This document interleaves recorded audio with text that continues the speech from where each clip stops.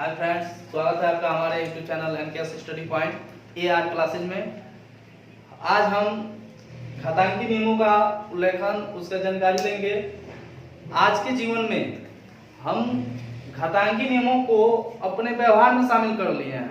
आप घात के नियमों को पहले से ही पढ़ चुके होंगे, जैसे कि आप सॉल्व किए होंगे। जैसे ये है 2 का पावर 3, तो इसको सॉल्व किए होंगे 2 मल्टीप्लाई 2 या इसी को हम लिखते हैं 8। तो इसी क्रम में हम कुछ घातांकी नियमों को लेकर चलेंगे,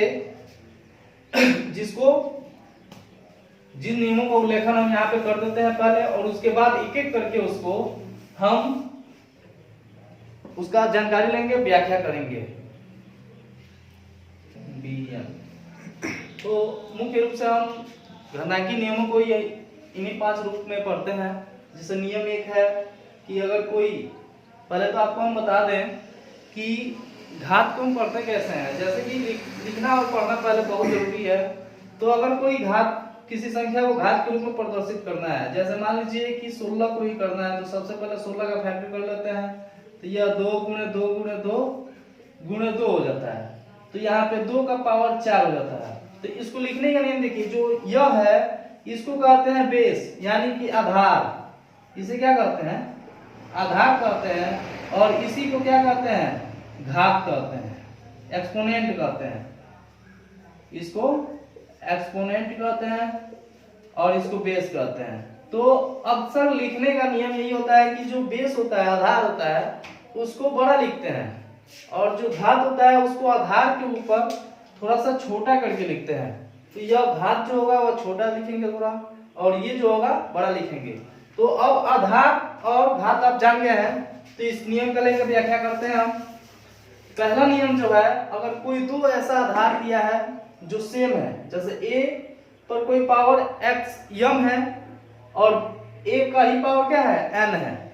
इसका एक्सप्लेनेशन कैसे होगा? मान लीजिए 2 का पावर 3 है, अब गुणा कर दें हम 2 का पावर 5 से। तो अब जब इसका हम गुणा करेंगे तो इसको हम ऐसे लिख सकते हैं 2 गुणे 2 गुणे 2, 2 के पावर 3 को, और फिर से 2 के पावर 5 को। 2 के पावर 5 को कैसे लिखेंगे? 2 गुणे 2 गुणे 2 गुणे 2 गुणे 2, यानी कि जो पावर होता है उसका उतना बार मल्टीप्लाई हो रहता है। या इसी को हम लिख सकते हैं, अब देखेंगे कि यहाँ पे 2 का मल्टीप्लाई कितनी बार हुआ है। तो 1 2 3 4 5 6 7 8, यानी कि 2 का पावर इसे हम 8 लिखेंगे। तो इसको हम डायरेक्ट, अगर मान लीजिए कोई बड़ा संख्या हो गया, मिल गया, जैसे आपको मिल गया 2 का पावर 40 मल्टीप्लाई 2 का पावर 100, तो इसको हम क्या करेंगे? इतना बड़ा तो लिखेंगे नहीं। तो इसके लिए नियम जो है, इसका नियम लागू करेंगे, और वो नियम 1 लागू करेंगे। यह नियम क्या होगा कि अगर इस पावर को और इस पावर को जोड़ दें, तो इसको हम डायरेक्ट लिख सकते हैं 2 का पावर 3 प्लस 5 इक्वल टू 2 का पावर 8। यह देखिए और ये देखिए, दोनों सेम आ गया। तो इसी नियम के तहत हम इसको भी लिख सकते हैं, यानी कि यह कितना होगा? 2 का पावर 140। तो इस तरह से यह नियम होगा, यानी कि अगर कोई दो संख्याओं पर जो घात है वो अलग अलग है, और वह संख्या क्या है? आधार जो है सेम है, और उसके मल्टीप्लाई हुआ है, तो उनके घात जुड़ जाते हैं। तो नियम ये हुआ। अब नियम 2 क्या है कि अगर किसी दो संख्याओं पे जिनका आधार समान है और घात अलग अलग है, और उनका भाग हुआ है, यानी कि वो भाग दिए गए हैं, तो उसमें क्या होता है कि उनके घातांकों को हम घटा लेते हैं। जैसे मान लीजिए 3 का पावर 4 दे दिया और भागे दे दिया 3 का पावर 2, तो इसको हम लिख सकते हैं 3 का पावर 4 अपान 3 का पावर 2, या इसी को लिख सकते हैं 3 मल्टीप्लाई 3 मल्टीप्लाई 3 मल्टीप्लाई 3 अपान 3 मल्टीप्लाई 3। अब ये 2 से ये दोनों कट जाएंगे, तो बचा क्या हमारा? 3 मल्टीप्लाई 3, यानी 3 का पावर 2 बचा। तो इसको इतना लंबा न करके हम नियम के तहत लगाएंगे अगर, तो यह होगा कि इसके घातांकों को घटा लेते हैं। अगर आधार समान है और घातांक अलग अलग है और दोनों संख्याओं का भाग हुआ है, तो इसके आधार को क्या कर लेंगे? घटा लेंगे तो इसको आधार को सॉरी घातांकों को घटा लेंगे। जैसे कि इसको हम डायरेक्ट लिख सकते हैं 3 का पावर 4 डिवाइड बाय 3 का पावर 2 इक्वल टू 3 का पावर 4 माइनस 2 इक्वल टू 3 का पावर 2। हमारा आंसर आ जाएगा। नियम 3 क्या है कि अगर कोई संख्या है a है और उस पे कोई घात m है और उस पूरे संख्या पे फिर से घात m पर भी एक घात है n है, तो उसको कैसे सॉल्व करेंगे? तो उसका मतलब होता है कि उस घातांक का गुणा कर देते हैं। अब क्या होगा? नियम 3 जो है ये है कि किसी संख्या के घातांक के ऊपर एक घातांक चढ़ा हुआ है तो उसका मतलब होता है कि उससे घातांकों का गुणा कर देते हैं।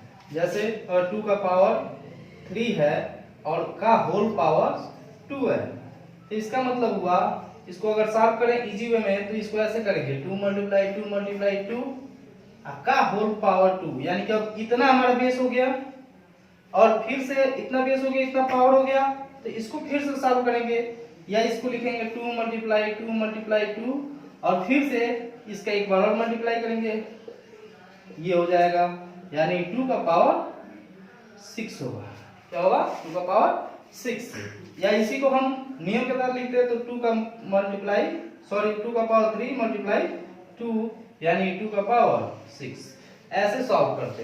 तो ये नियम ऐसे वर्क करता है कि अगर कोई आधार है उस पे एक पावर चढ़ा हुआ है, लगा हुआ है, उसका होल पावर एक और कोई संख्या है तो उस दोनों पावर का गुणा कर देते हैं और आधार को नोट कर देते हैं तो हमारा क्वेश्चन सॉल्व हो सकता है। फिर से नियम 4 क्या है?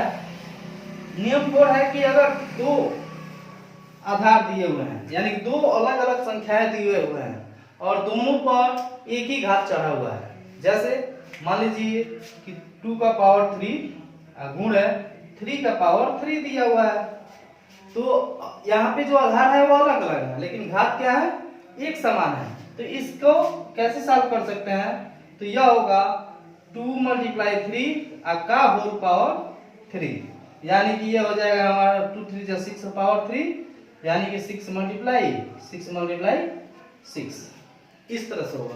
अब इसी को अगर हम ऐसे सिंपल में करें तो 2 multiply 2 multiply 2 multiply 3 multiply 3 multiply 3, यानी कि एक बार इसको लेके इसके साथ, इसको लेके इसके साथ और इसको लेके इसके साथ गुणा कर लेते हैं। 2 3 जा 6, ये जितना आएगा वह होगा। देखिए अब यहाँ पे जो नियम 5 है सेम टू सेम ऐसे ही है, जैसे यहाँ पे मल्टीप्लाई था तो यहाँ पे क्या है? डिवाइड है, यानी कि अगर किसी दो ऐसी संख्याएं हैं जो अलग अलग हैं और उनका डिवाइड किया गया लेकिन उन पे घात एक ही है, सेम घात है, तो उन दोनों संख्याओं पर भी वह घातांक क्या होगा? चढ़ जाएगा। उन दोनों संख्याओं पर भी उस घातांक को नोट कर लेंगे।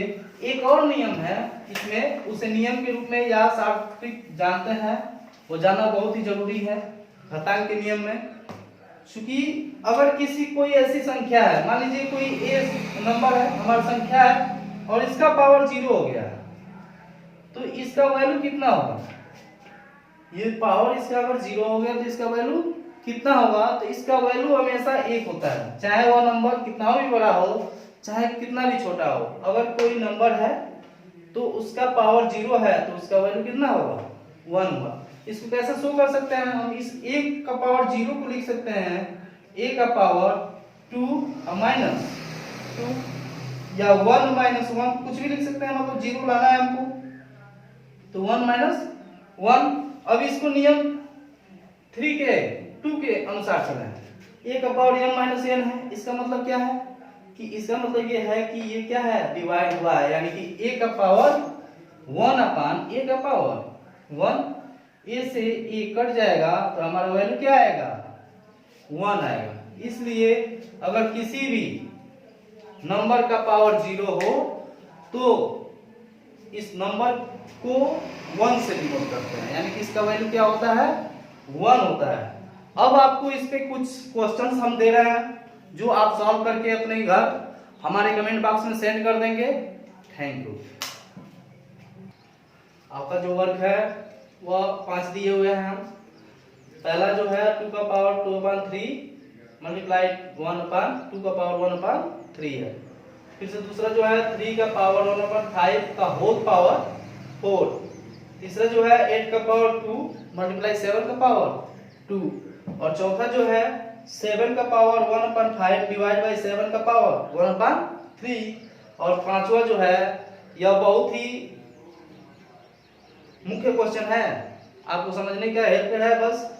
ये पांचवा जो है 2 का पावर 0 प्लस 3 का पावर 0 प्लस 4 का पावर 0 क्या होगा, इसका वैल्यू हमें कमेंट में आकर जरूर बताएं, या कमेंट बॉक्स में न जाकर आप डायरेक्ट व्हाट्सएप पर भी सेंड कर सकते हैं, जो नंबर है 7379661311। और जो हमारा व्हाट्सएप नंबर है वो है 9838798281। इन दोनों नंबर पे किसी पे भी व्हाट्सएप कर सकते हैं आप इसका सॉल्यूशन। और धन्यवाद।